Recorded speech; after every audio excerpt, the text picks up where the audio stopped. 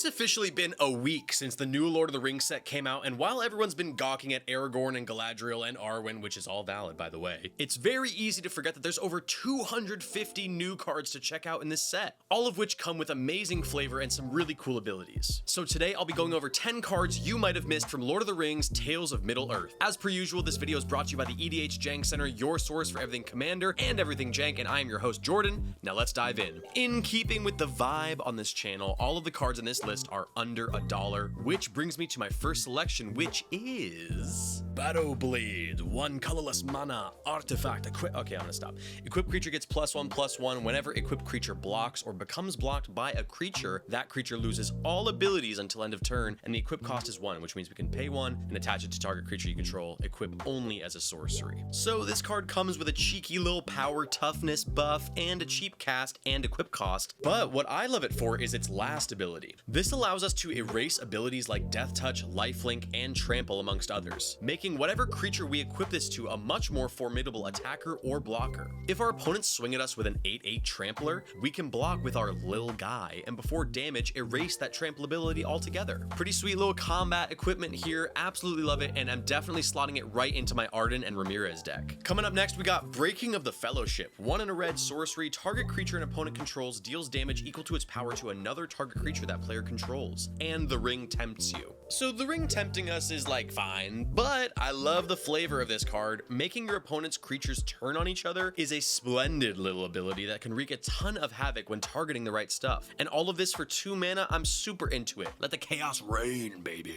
All right, next up on the docket is Champions of Minas Tirith. 5 and a white creature, human soldier. When Champions of Minas Tirith enters the battlefield, you become the monarch. At the beginning of combat on each opponent's turn, if you're the monarch, that opponent may pay X, where X is the number of cards in their hand. If they don't, they can't attack you this combat. And it's a 4/6. So this card absolutely smacks and is a welcome addition to Pillow Fort and Group Hug decks everywhere. In a game of Commander, you are going to be drawing cards, and if your opponents have card draw engines online, this card will make it nearly impossible for them to attack if they want to do anything else on their turn. It also works great in Toughness Matters builds as well as human decks. We love to see it. Yeah, that's it.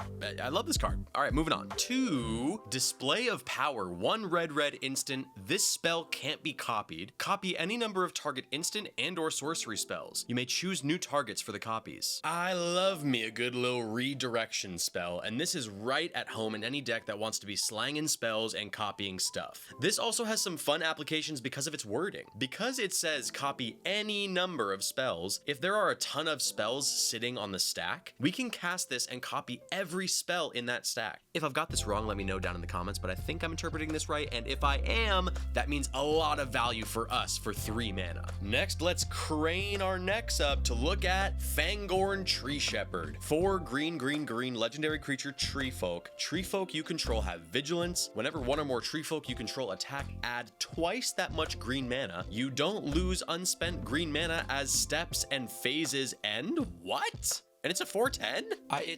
It's a giant tree, dog. What more could you ever ask for? Treebeard took the spotlight on the latest game nights, but I absolutely love this commander, and I mean, I don't know if you knew this, but you could do some pretty busted things in mono green with doubling your mana and not losing it as steps and phases end. Anyways, I'm gonna build this deck.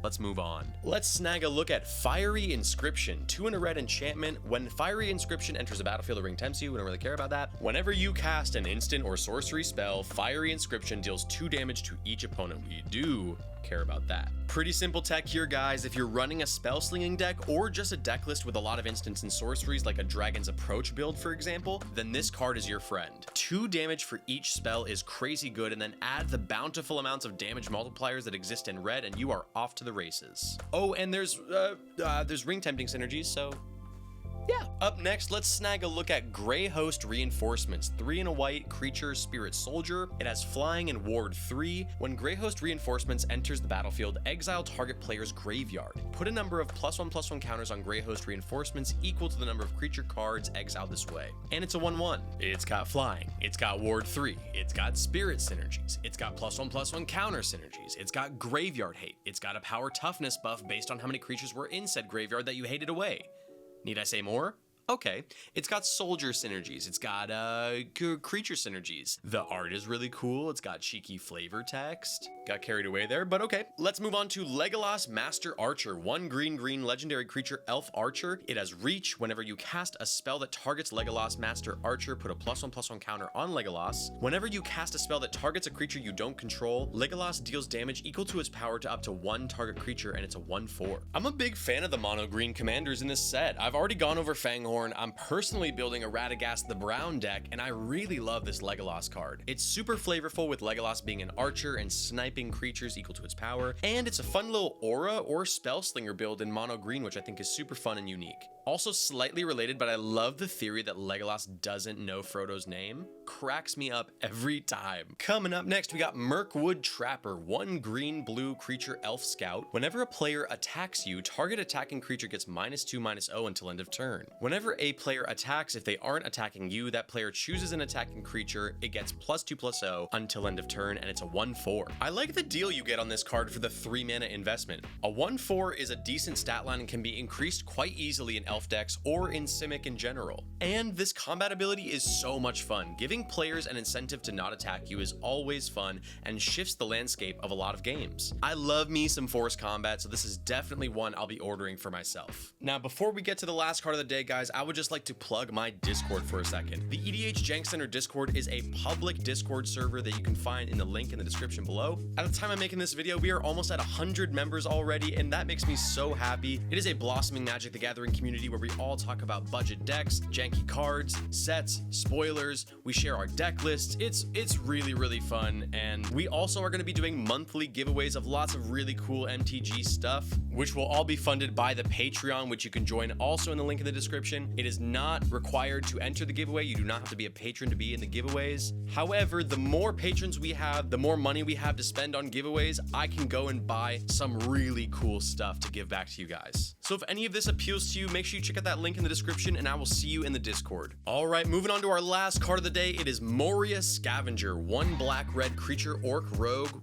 Death Touch, haste. You can tap it to discard a card and draw a card. If the discarded card was a creature card, amass Orcs 1. Put a +1/+1 counter on an army you control. It's also an orc. If you don't control an army, create a 0/0 black orc army creature token first, and it's a 1/4. So this card is a lot like our previous card in that we get a really great deal for our mana investment. 3 mana gets us Death Touch as well as haste, which allows us to use that activated ability right away. We get to loot with said ability and create a token which we can use to sacrifice or beef up until it's ready to deal some damage. Combine that with some tap and untap synergies or graveyard recursion, and we are cooking, baby!